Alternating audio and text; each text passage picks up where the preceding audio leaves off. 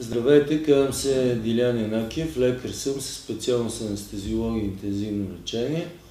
Съм началник на отделението съответното по анестезиология и интензивно лечение в болница Шейно.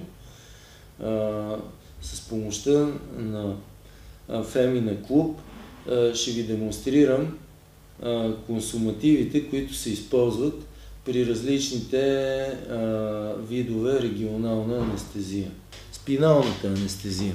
Техниката при нея е по-проста. Това е съответната игличка, с която се пунктира. Също горе-долу местото е идентично с епидуралната. Иглата е тази, виждате, съвсем тъничка.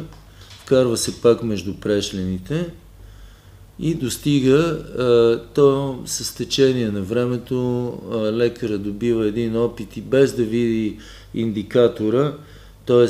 ликвора, течността от гръбначно-мозъчната течност, която излиза, той може да усети кога е преодолявал бариерата на дурата, на мозъчната обвивка. Тоест, като попаднем там, изваждаме този водач и ето тук почва през тази тънка игличка една малка капчица да се появява.